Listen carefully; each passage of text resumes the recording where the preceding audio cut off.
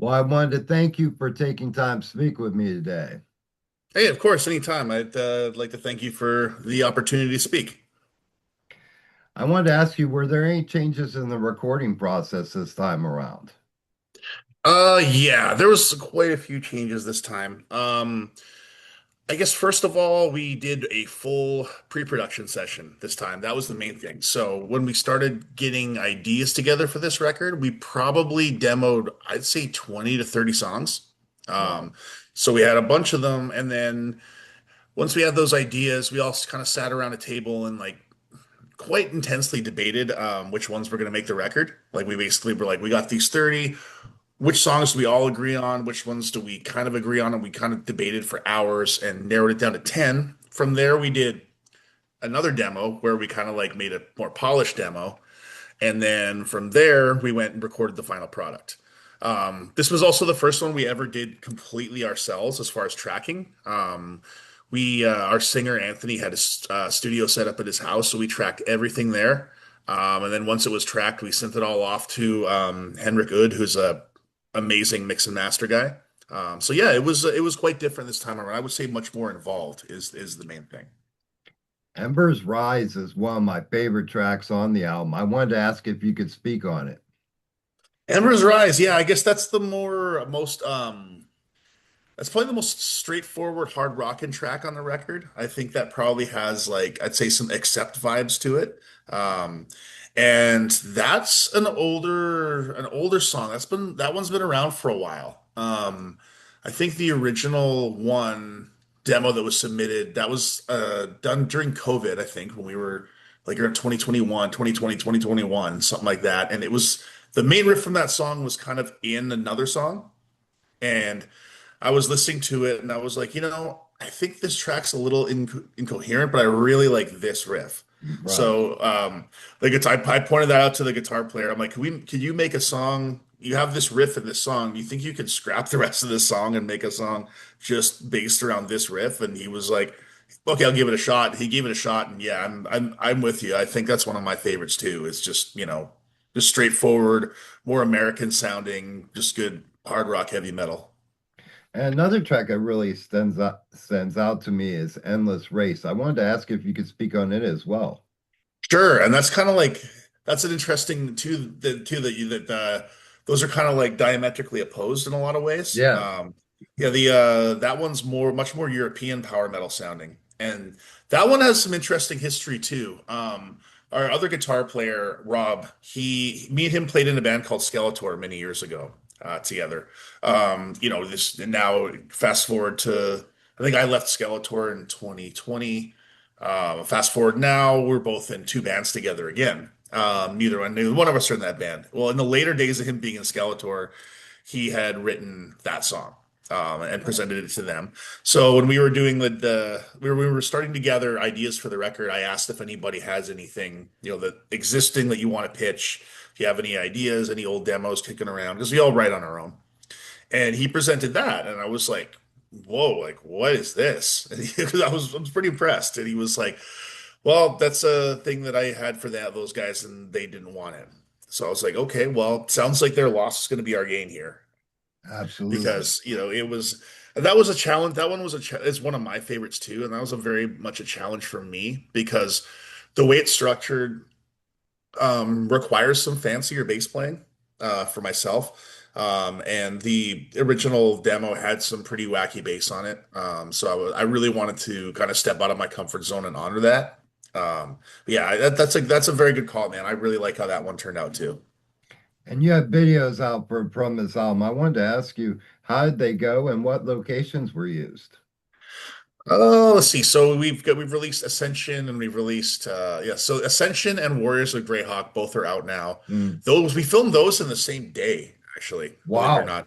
Yeah, we work with there's a guy we really like to work with. My buddy Carl Winery. He has a company called Hot Carl Productions and he's based out of Portland. So we went down to Portland, Oregon for a weekend, and we just had basically two like 12-hour days just filming constantly to try to get these two promo videos ready for the release. So we have those two, and yeah, it was a lot of fun. I mean, I usually really hate doing music videos because Mhm. miming to the music can be awkward. And there's a lot of standing around and a lot of, none of us are actors, so it's a little bit out of the comfort zone. But Carl has a way to kind of have a loose, relaxed environment and keep everybody laughing. And, in the end, even if you're in a situation like that, you just got to kind of go with it. And then the more fun you're having, the more it's going to translate to the video. And I hope that came across this time. And then we have a video for Take a Stand that's more of an animated video. And that was done by a guy named Wayne Joyner, who's a really well-known visual artist. He works with bands like Dream Theater and Kansas and lots of cool bands like that. And he was generous enough to loan his talents to our video. We will have more. We actually do have a video for Embers Rise in the can. Um, Oh, that's more of a we filmed that one when we were doing a tour with the band called Bloodstar. So we that's kind of a compilation of live footage from that. And then we have some other ones coming out too that we filmed. We have a video for Endless Race in the can, and we have one for Hyperspace in the can too. So you'll be seeing those rolled out over the next few months. I wanted to ask you if you could take me back to the beginning and tell me how Greyhawk became a reality. Sure. So that was the roots go back into 2016. Um, and I just moved to Seattle. And I was actually looking around to start like a doom metal band because I just kind of figured out that's what you do in Seattle because that's what it's a gray gloomy place sometimes, right? So I was like Sure. I should probably play because I like lots of different stuff. So I was sitting around going, I'll try to find some guys to play stoner rock or doom with. And I was looking around online at musician ads and I found an ad with this guy who's just playing Malmsteen and Racer X songs and but also doing it in a way that like the thing that struck me was not so much that he was playing those songs period but the fact is how he was playing them like there was Hmm. a certain feel to it and an authenticity that I'm like, man, this guy's just a shredder. He's a really talented guitar player. So I was like, I'm just gonna see if this guy wants to jam with me, and I could have at least have some fun, just maybe like jam with this guy. So I messaged him, and he was like, well, I'd really like to play, Far Beyond the Sun and all these Malmsteen songs. Can you do that? I was like, yeah, I can do that. So we got together and we jammed a couple times and really hit it off. And decided to try to do something together. Now, between 2016 and 2018, we really couldn't find a lineup. We tried. We had a couple lineups we got together. Nothing really worked. This type of music where you're doing stuff that has a certain amount of technical proficiency. Greyhawk isn't like prog or anything, but it has a Sure. certain amount of technical proficiency and it's melodic. There's a certain type of player that's needed for that. You have to be able to play with feel. You have to be precise because there's not really anywhere to hide. Like if you're screwing up, everyone's going to see it. So we went with various lineups and then it kind of petered out for a while. I mean, I joined another band, and Jesse went off to do other things. And then I had a barbecue at my house and invited him over. Probably after a few cocktails, I was like, hey man, why did we stop? Those songs are great. We shouldn't stop. We should try to get this band together. And he said, oh, really? Like, I thought you were doing busy with other things. Like, no, man, like, this is what I want to do. And then 2 weeks later, he showed up with another guitar player. And 3 weeks later, he showed up with a singer and off we went. Wow. Yeah. Yeah. So it's been and we've been going hard ever since. There's been pretty much no breaks. So it's a very fun project. I wanted to ask you as well, now that the album's out and it's well received, will you take to the road? Yes, we will. So we have some gigs coming up really quick. We have an album release party locally here in Seattle, and then from there we're doing a couple of Pacific Northwest dates around here just to kind of test out the new material. We'll be doing some smaller towns like Bellingham and Port Angeles. Then in April we got a festival in Southern Oregon with Zetro Souza from Testament and Exodus. He's the headliner, and we'll be direct support. And it's in an armory down in Ashland, Oregon, and it's an all day thing. And then in May, we will be on the road with Ailstorm and Twilight Force, Wow. doing a full cross Canada tour. So that's the kind of the big one for us coming up. That's going to be a game changer. We've never been on stages that big. Um, And then I don't know, beyond that, I'd really like to get the band back to Europe. I'd really like to get the band over to the Midwest because we have a lot of fans there. We've played festivals, and I like to get the band over to the East Coast as well. So, there's lots of plans, and I hope hopefully we can make some more out of state dates happen. And the album artwork is very immersive. I wanted to ask you, who's responsible for the artwork? So the artist is a guy named Daniel Porta. He goes by the Pit Forge on Instagram. And I was first introduced to him. He did an EP cover for my other band Glyph, and I did one of the things that I was really impressed with was that he was really able to follow the directions that we had. He was able to put his own style on it, but he was really able to understand the assignment and make something that really reflected what the band was asking him. So for me, when I look at artwork for album covers two ways. One, it's obviously art. I mean, it's a visual product, Sure. so it's art, but it's also advertising. Um, and for me, this goes back to I did this on Keepers of the Flame as well, which is our debut LP. I wanted to make something that was really bright, like bright colors Mhm. and striking. And even if people don't go, "Oh man, that's a piece I want to hang on my wall," they go, I need to know what's happening on Right. this in this album. Like if you see this like, either in a digital store or you're in a record store shopping, you come across this record and you go, "What is that? I need to know." And at that point, that I think that's how you draw in new listeners.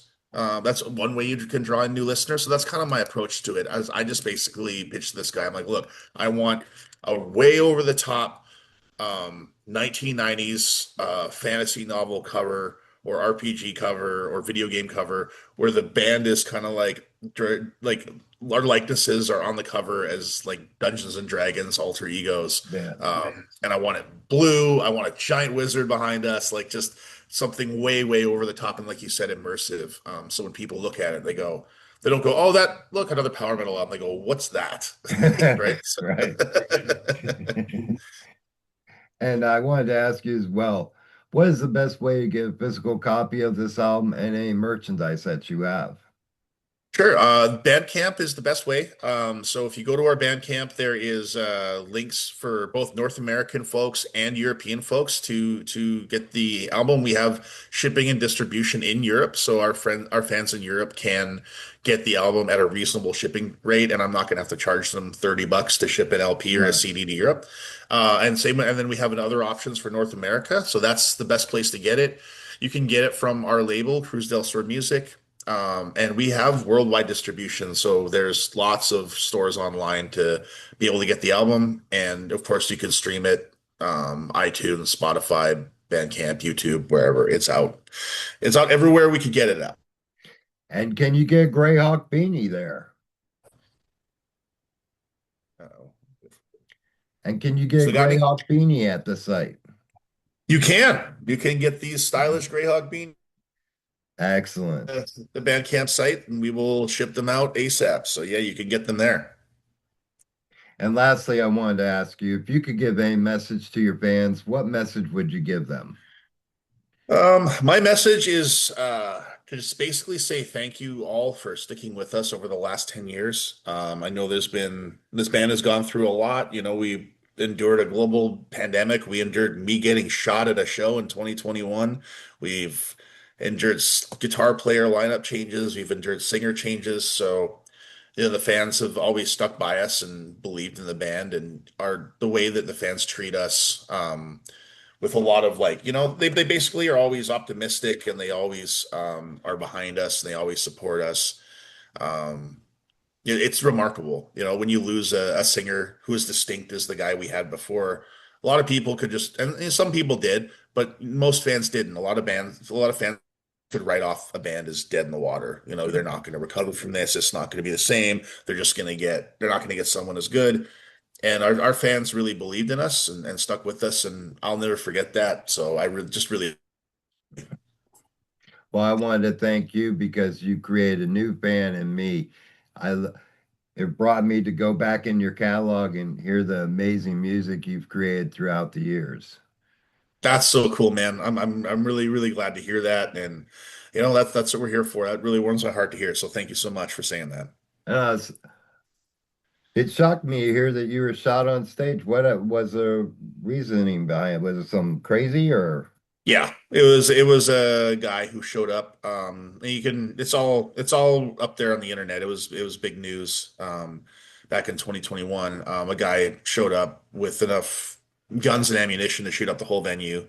Jeez. And I luckily for I kind of I managed to deduce what was going on pretty quickly. And I got in front of him and got in his way. He put a bullet in my leg in the process, but no one died. So you know, Well, here thank we God are. for that. Yeah, we're here, and luckily the Boise police were on the scene really fast to help out. So we all got out of there. We all got out of there okay.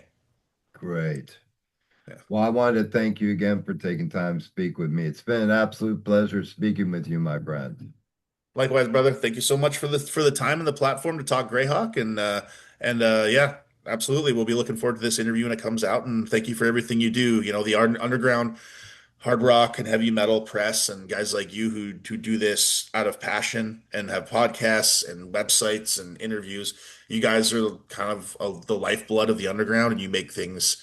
You contribute a lot to things going around, and you give bands like us a platform to stand on and speak and be heard and be read about. So thank you for everything you do, and keep it up.